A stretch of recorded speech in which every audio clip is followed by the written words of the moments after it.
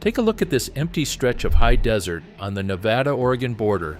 Sagebrush, a few cattle, a 2-lane road running out toward a town called McDermitt, where only a few hundred people live.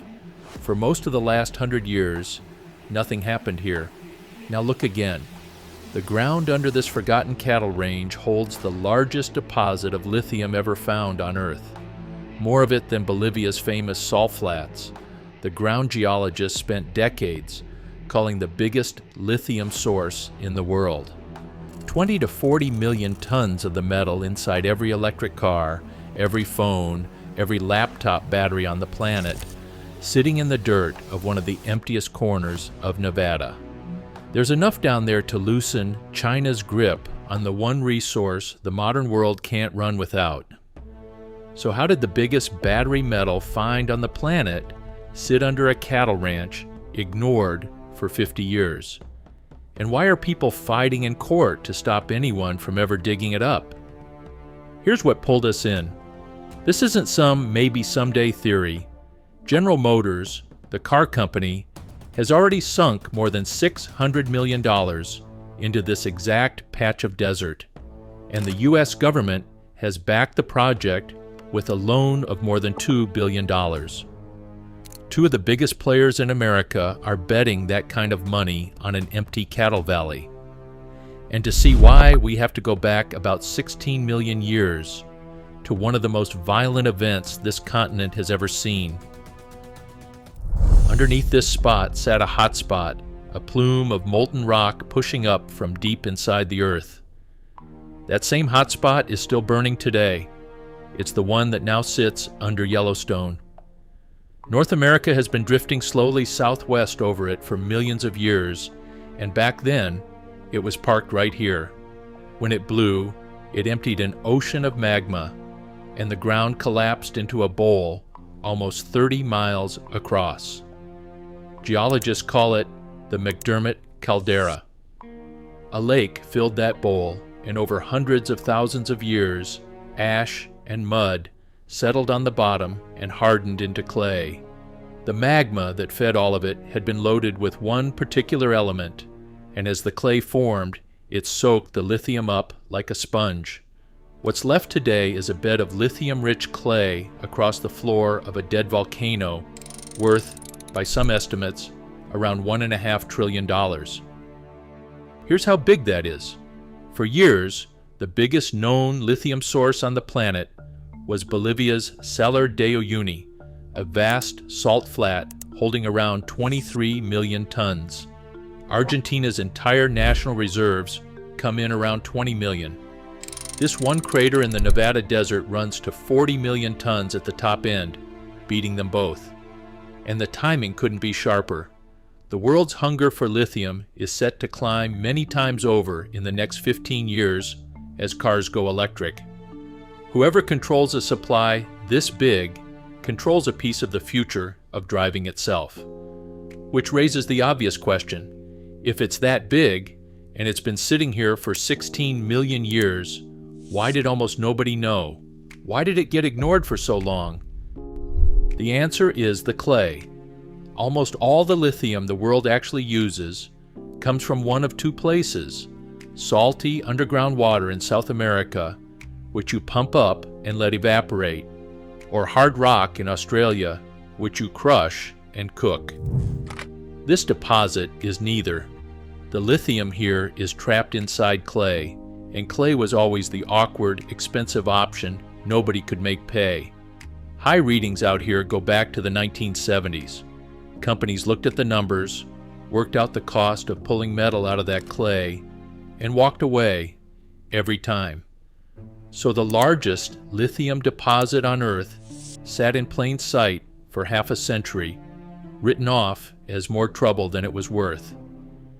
It took a worldwide scramble for battery metals and lithium's price shooting up before anyone looked at this desert with serious eyes again. And when they finally did, they found something at the southern edge of the caldera that changed the whole picture. One stretch of ground called Thacker Pass, where the clay isn't like the rest. Most of the caldera is one ordinary kind of clay, but at Thacker Pass, It's a rarer mineral called elite, packed with lithium at grades more than double anything else on the planet. Ordinary lithium clay runs below 0.5%. The elite here gets close to 2. For a long time, nobody could work out why one corner should be so much richer than everything around it. The answer geologists landed on is almost hard to believe. Long after the ancient lake dried up, a second surge of magma pushed up under just that one section of old lake bed. The heat recooked the ordinary clay and turned it into the far richer elite, but only there, only in that single spot. A fluke of geology, a second act from the same volcano, packed the best lithium on Earth into a patch of Nevada the size of a small town. But the geology is only half the story. What's happened on top of this ground is stranger still, and it starts with a promise this desert has broken before. Go back a few decades, and this same desert had another boom, a darker one. From the 1930s to the 1970s, the McDermitt district ran the largest mercury mine in the entire country. The main operation, the Caldera mine, pulled liquid mercury out of these hills for decades. Then the price collapsed, the mines shut, and the crews left the waste behind, spread across the ground around the town and the nearby reservation. Years later, the EPA found dangerous levels of mercury and arsenic in the soil here. Some of the tribal members who worked those mercury mines later died of cancer. So the same ground that poisoned the people who reached for one metal is now sitting on a second fortune, far bigger, in another. It's the same pattern every time out here. Something valuable turns up, the money floods in, and when it drains back out, it leaves the land and the people to clean up what's left. If this is the kind of story you'd watch more of, take a second and subscribe. We pull one of these apart every week. Which brings us to the fight. Because Thacker Pass isn't empty land to everyone. To the northern Paiute, it had a name long before any mining company arrived. They call it Peehee Mu'huh, Rotten Moon, and it's sacred ground, holy to more than 20 tribes across the Great Basin. On September 12, 1865, the 1st Nevada Cavalry crept into a Paiute camp here before dawn and killed at least 31 men, women, and children. For the descendants of the people who died here, cutting an open pit into this exact spot is not a mining project. It's digging into a grave. But there's another side. The mine sits in Humboldt County, Nevada, right next to a reservation where about 40% of people live in poverty. To a lot of them, it means real jobs and real money in a place that has almost none. The company building it, Lithium Americas, is digging an open pit here in partnership with General Motors. The car maker took a 38% stake to lock up a homegrown supply of the metal for its batteries. And the biggest force of all is standing behind them. Right now, China controls most of the world's lithium refining, which means China has a hand on nearly every battery made on the planet. A deposit this size on American soil is the best shot the country has at breaking free of that. The federal government agrees, and it's backed the mine with a loan of more than $2 billion. There's one more fight that barely makes the news. Pulling lithium out of this clay isn't clean. It takes sulfuric acid and a lot of water in one of the driest basins in the country. Ranchers who live on that groundwater have gone to court alongside the tribes, afraid the mine could drain and poison the water their families have used for generations. The company says it can run a closed loop and keep the harm contained. The people downstream don't buy it. And this is not a plan on paper anymore. Construction started back in 2023 after the tribes lost an emergency appeal in federal court. Right now, crews are on the ground building the pit and the processing plants, and the first lithium is expected around 2027. The opening phase alone is built to pull about 40,000 tons of battery-grade lithium out of the ground every year. It would bring a few hundred permanent jobs to a corner of Nevada that badly needs them. Once the whole thing is running, this one mine could supply as much as a quarter of the world's lithium demand.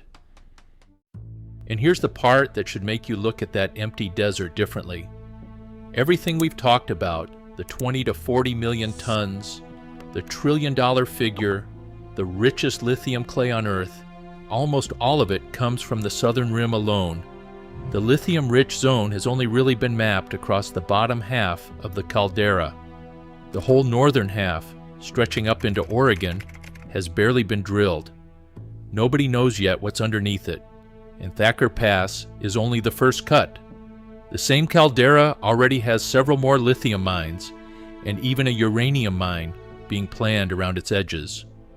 The scramble that ignored this ground for 50 years has turned into a race to carve the whole thing open. So the story of this forgotten stretch of the Nevada-Oregon border is nowhere near over. A cattle range most people will never hear of is about to help decide who controls the metal the modern world runs on. And so far, it's shown us maybe half of what it's holding. This time, the prize is the future of an entire industry. And the hidden deposit beneath McDermitt could change everything.